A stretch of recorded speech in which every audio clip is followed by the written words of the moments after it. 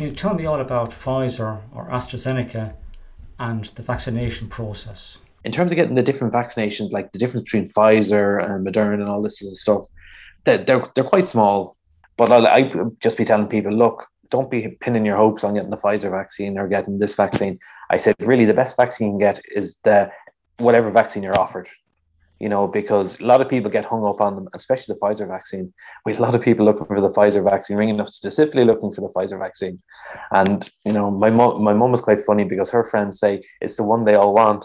And then she's right, because all the old people, initially when they're being vaccinated, they were all getting the Pfizer vaccine. So it was the good one. That's what my mum's friend called it, the good one. I had the Pfizer one myself and 2 doses. Oh, there, come on. Yeah, that's a good one, John. Yeah, true. For myself, I had the AstraZeneca vaccine and I had 2 doses of it. So, but I would just whatever vaccine you're offered, I would take it. Hello and welcome to the GYFT Show. My guest today is Tomás Conefrey, the superintendent pharmacist in Conefrey Pharmacy, Pearse Street, Dublin 2. I'm a community pharmacist and I work in Pearse Street in Dublin 2. We have a family business in Pearse Street as well. It was started by my late father in 1955, so I guess that's 66 years, perhaps, that the business is open, coming up to 66 years. And I've been working there the last 22 years, so since 1999. And originally we started as Conefrey Pharmacy. In about 5 years ago, we joined a pharmacy symbol group, or like a pharmacy group called Care Plus Pharmacy. So they helped us to kind of renovate our building, our premises, but also we've kind of introduced like new lines, new products, also new services as well. And we're part of a buying group now, whereas previously we were out by ourselves, we were doing all the work by ourselves. As part of a buying group, you get better deals, and you can give your customers better offers as well, because they help with our marketing and they help with our kind of general running of our business. So like I'm on the shop floor helping customers and patients and things like that, and they do a lot of the back office stuff, so they help me with my marketing. They also help me to, if new initiatives come along, that they tell me about them, and if I think they'll fit our situation, I would bring them into our pharmacy as well. Where did you study pharmacy, and where did your interest from pharmacy come from? Well, my late father was a pharmacist and he passed away in 1988. So my mum ran the business from then, and I came back in 1999.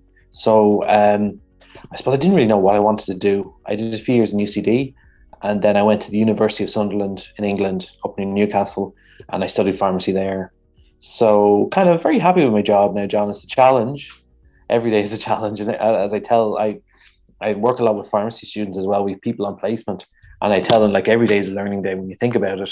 So, like, these people that started their careers are only really getting going, and they're kind of worrying about not knowing everything. And I tell them, don't worry, so I don't know everything.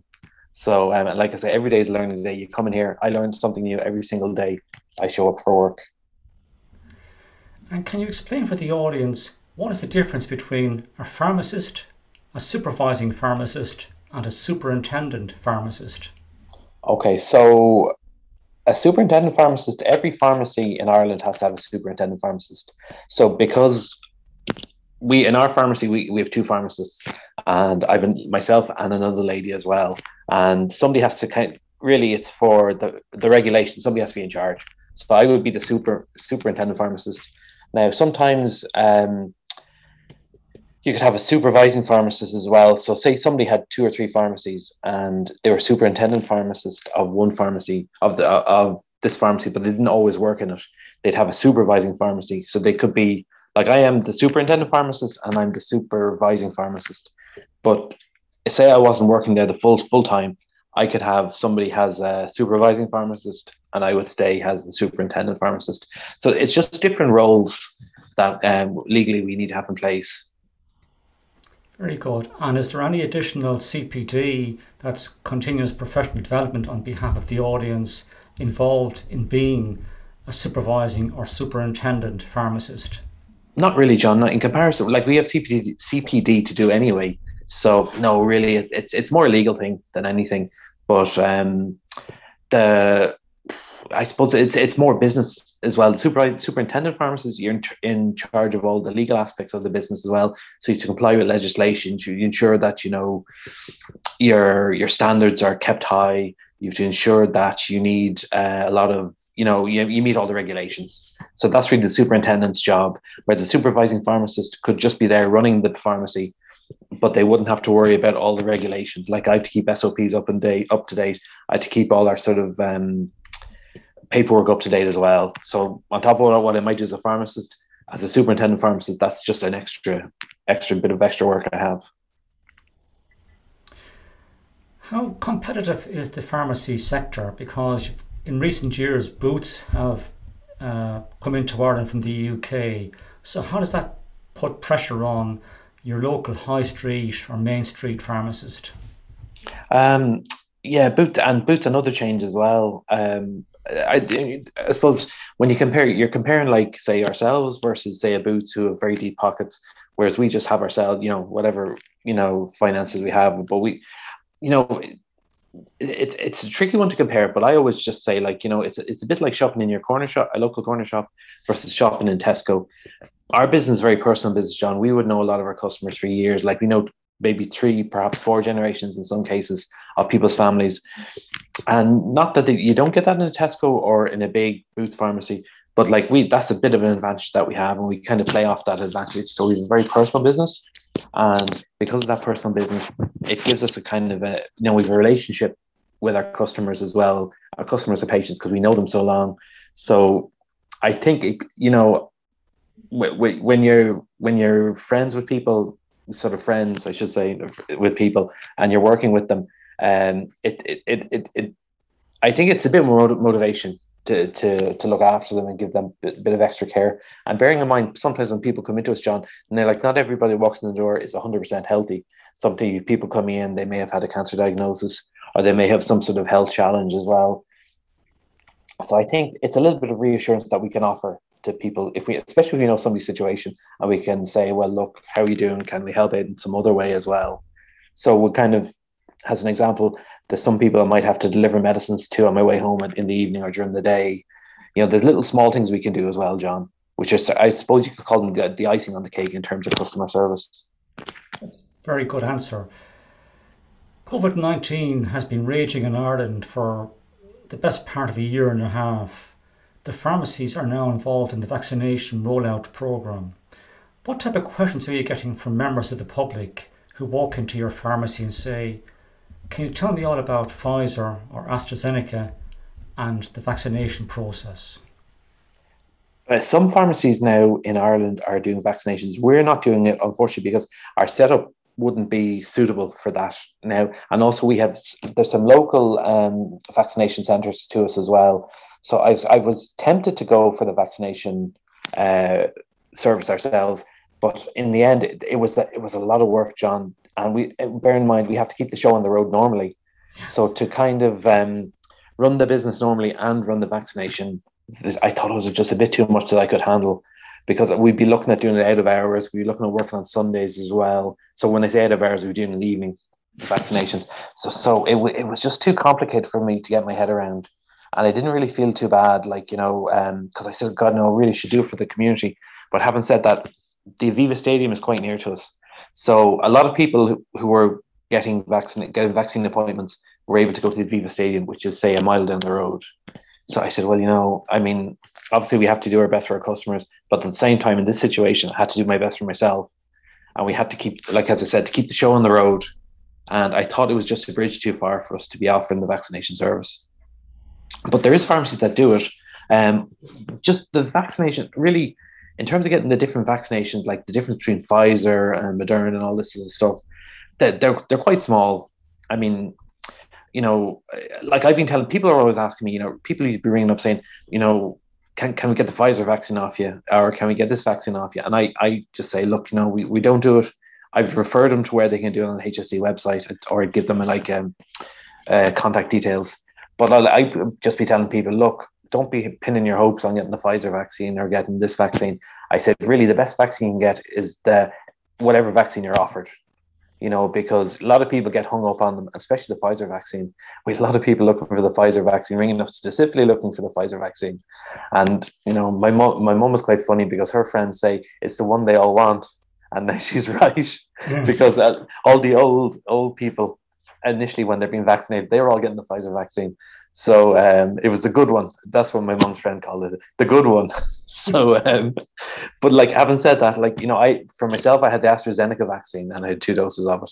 So, but I would just like whatever vaccine you're offered, I would take it. Yeah, indeed. I had the Pfizer one myself and 2 doses. Oh, there, come on. Yeah, Yeah, that's a yeah, good one, John. yeah, true. You're a married man. You've got a Yeah, couple of kids. yeah. You run a busy pharmacy. What do you do in the evening time or at weekends to relax or unwind? Good question. So I've been trying to lose a bit of weight, John, and I've lost a bit of weight. So I've been doing a lot of walking. I was doing a bit of reading as well. Now, I was reading. We were on our holidays last month, in Sligo, so we had a lovely 2 weeks, and I read a lot of Spider-Man comics actually over the 2 weeks, which is good to switch off and unwind. I was in Toastmasters, which is how I know you, John. It's kind of fallen a little bit by the wayside with COVID and kids and stuff like that. And hopefully, well, we'll see how I intend to try and get back to it as soon as possible. That's really it. Yeah, like, you know, the week, I was saying to my wife the other day, the weeks go so quick now. Like, you know, you're on a Monday evening and before you know it's Friday evening again. So there's a lot of time and life is going by very quickly. So, and our kids, like I have a little boy, oh, he's not little now, he'll be 12 next month. So I don't know where that time is gone, where that 12 years is gone. But yeah, so I suppose that maybe what I've been thinking of is, you know, obviously you have to live in the moment and enjoy the moment as well, John. So, but having said that, I do take a bit of time for myself as well during the week. Yeah.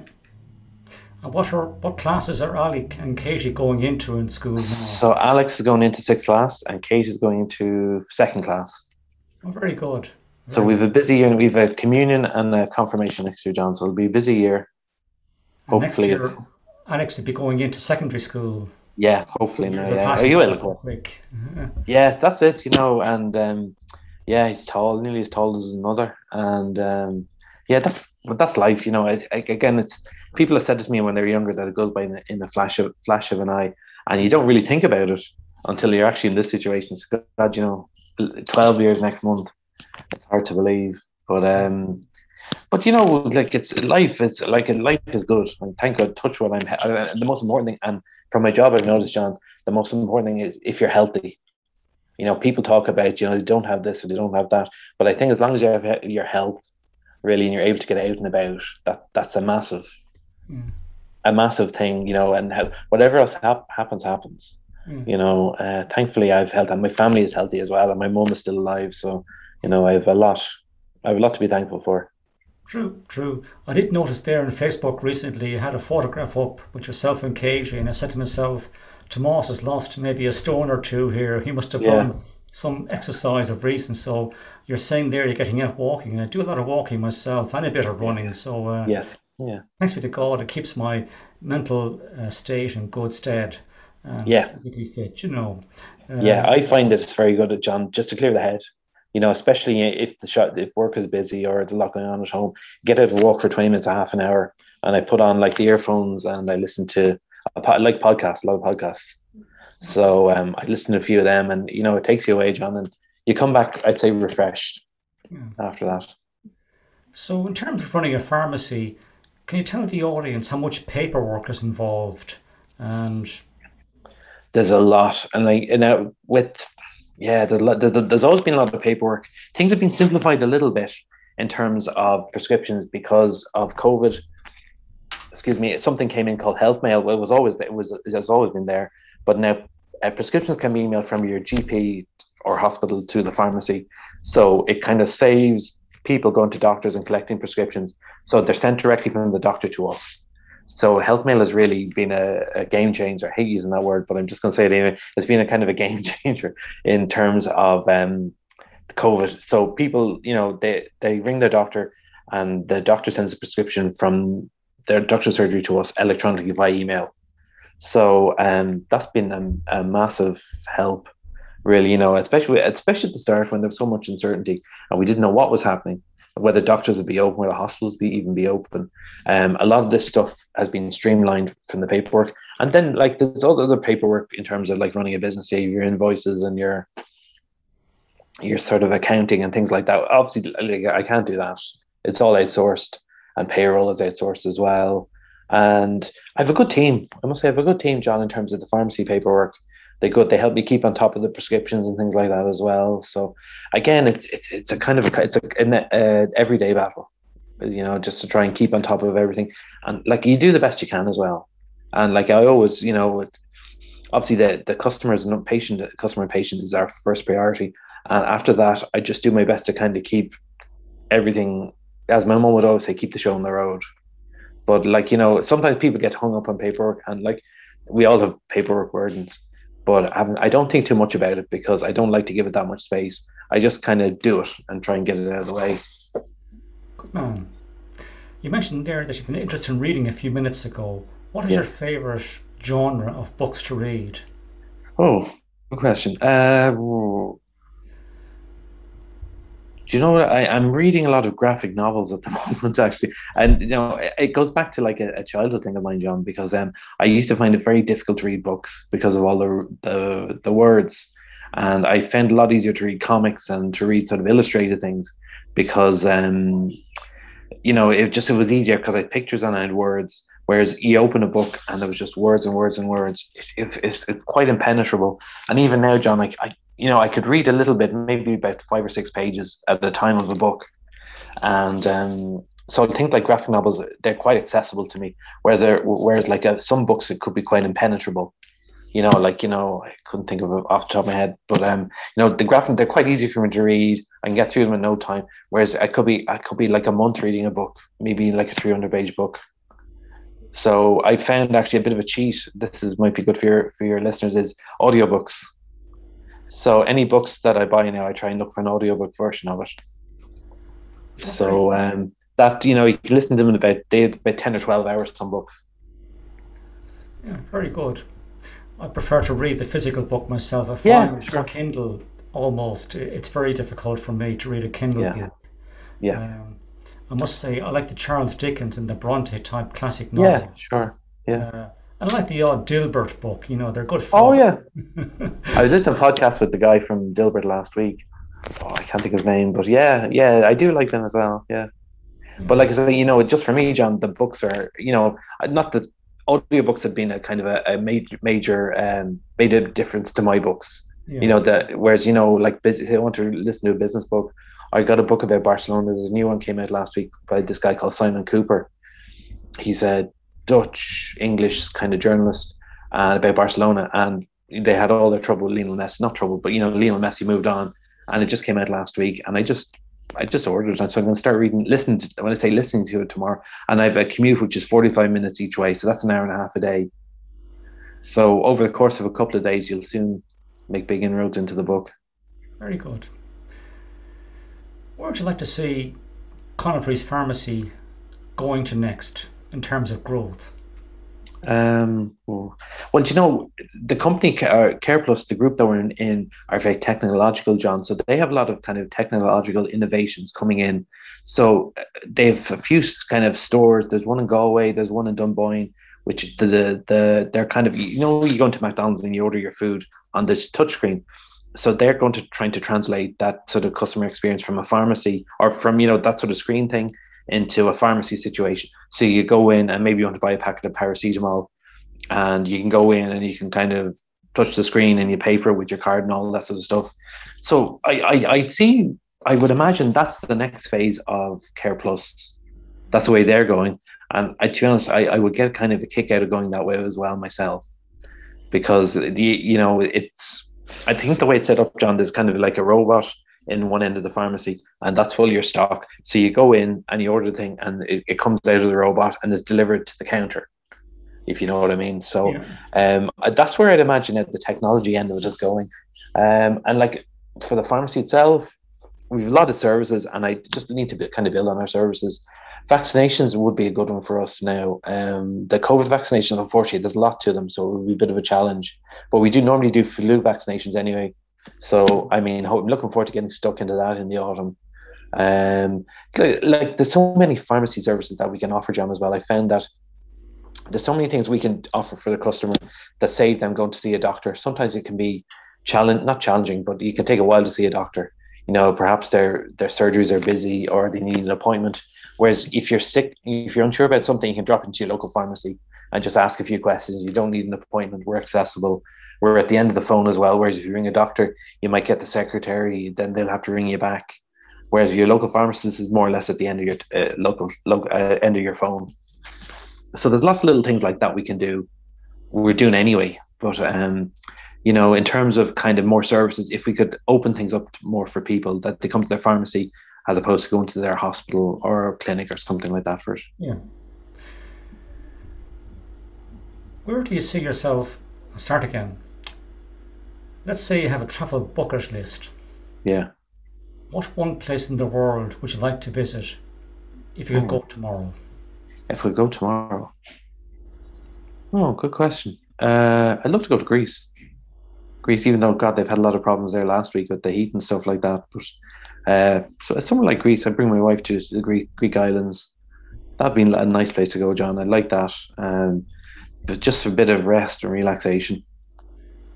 So that would it's not, God, it's probably not the most exotic place to go, but I'd like to go there, and it looks nice, and I've seen it in plenty of movies, so I think it'd be great. Indeed. Tomás, I met you through Toastmasters International. How has that helped you in your job?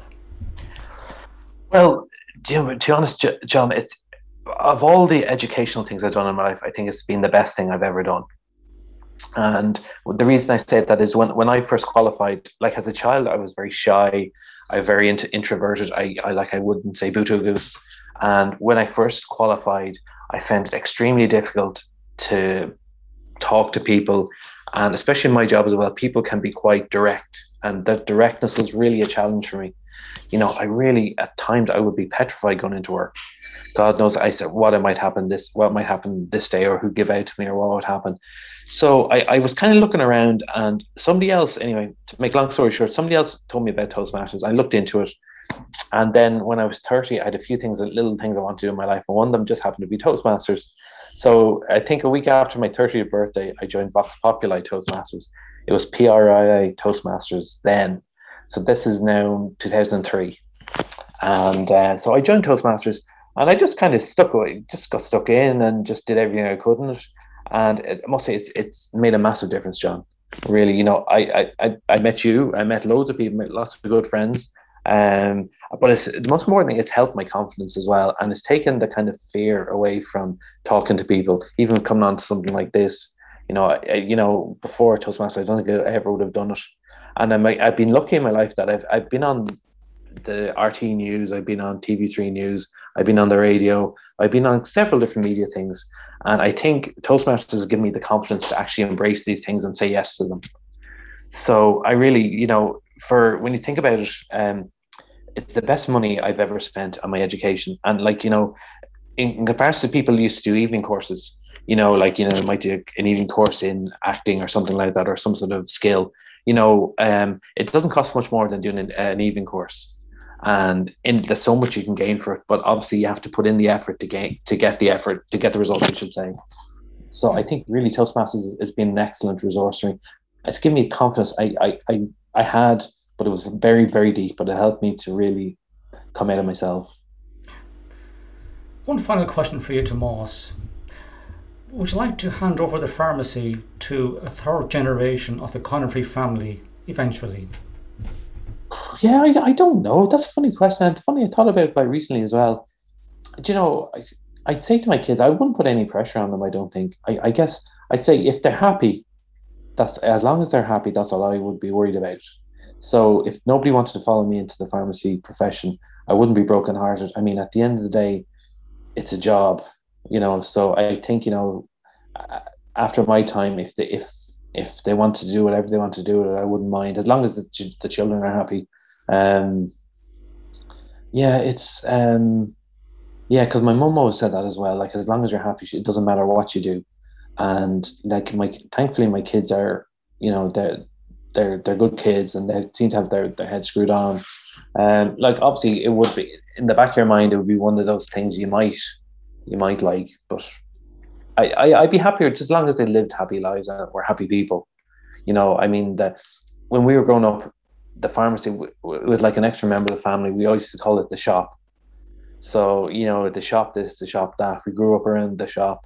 So, and then at times it was a bit of a sort of a millstone around our neck as well. So, I'd say as long as the kids are happy, I wouldn't really, there's no pressure on them to take it over. And like, I'd be as happy maybe, when my time is finished, that if they weren't going to take it on, maybe pass it on to someone else. Anyway, who knows? But I'd say as long as the kids are happy, that's all. I'd be happy with that, John. That's a great answer and a very honest answer, I think, Yeah. Tomás. So thank you for that.